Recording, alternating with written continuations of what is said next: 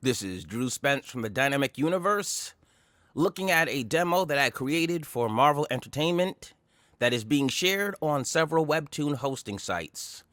This is an IP expansion of the Spider-Man character, and it's a bit of a futuristic take on the Marvel flagship. We're bringing that character into the Dynamic Universe, and just like the Twilight Universe that I built in 4.6, it's a future retro. So this is basically a cyberpunk take on the Spider-Man character. All 8 issues are done, and I'll be breaking them up into chapters and sharing them in a few different places. So a Spider-Man is needed for a future where a thread of lies has caught the world in a web of deception. In this time of uncertainty, a hero will emerge to uncover the deepest secrets and stand for truth in a world of corruption. This is the cover of book 1. This is the splash page that hints at some of the things we're going to be seeing in Spider-Man. This kind of gives a nod because this was a demo for Marvel. It had all the official information in it because the book was meant to basically be released as is.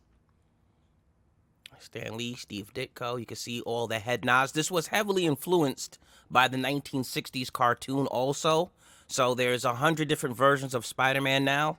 And it was a question of which one are we going to sort of use as the underrunning theme, or do we take a little bit of each, section of his lore? Do we just create something completely different and unfamiliar? We didn't kind of want to do too much sticking and just repeating what has already been done, but also not push so hard into the future that it doesn't really feel like Spider-Man anymore. So we tried to find a good balance that fits both. We have an opening shot. This is actually Aunt May. I'll talk about this when I get to the third upload that I did, but you're not really supposed to fully know that this is Aunt May. But some of the spoilers ahead. She's looking at a tablet with some of the drawings of Peter Parker on a tablet when he was a child. And she's basically looking at Peter's memory of how the world was.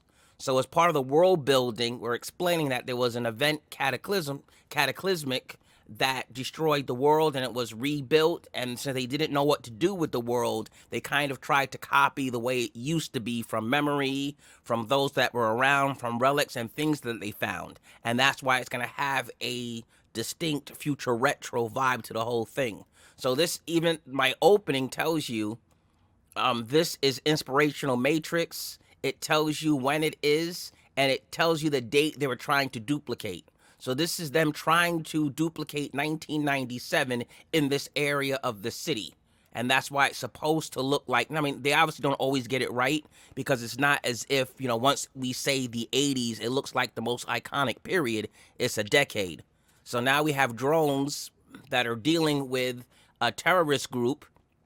And this is going to be the first intro of Spider-Man. And for the first chunk that we uploaded, we put a lot of action in it because I figured most people would want to see Spider-Man kind of early and get that out the way, the big reveal.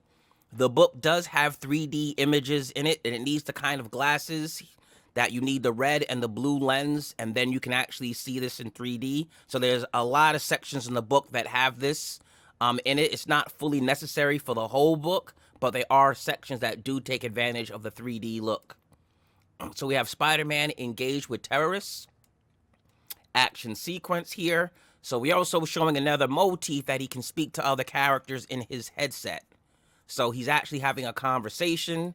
He's doing some Spider-Man stuff here. And this is a new version of him. So Peter is not, super skilled at being Spider-Man yet. It's early in the story. So there's a couple of hints that he's just getting a handle on being Spider-Man, and he's not fully realized as the character. So his skills are going to slowly be increasing, and you're going to see him pick up some of the attributes you know him for later. But he battles the terrorist group, webs up the guy's hand, a little comic relief in there. And of course, Peter is pretty brilliant, so he already realizes here he's calculating how much weight of this weapon, how much he might use for it, and what kind of webbing he should use to be able to contract and lift it. And then he's getting excited that he's actually figuring this out. Going up against a terrorist, they've got a gun cannon. They're letting off shots at him, And the first chapter that we uploaded from issue 1 ends with a bit of a cliffhanger where we see Spider-Man in danger. Then he realizes this is his Spidey sense tingling. And he realizes other people are in danger. And we end the first upload with a cliffhanger. So this is the Dynamic Spider-Man Plus. It's available. I'll put the links in the description. It's on a couple of sites. You can read this for free. This is a demo that I had done for Marvel Entertainment that is now basically being shared as fan fiction.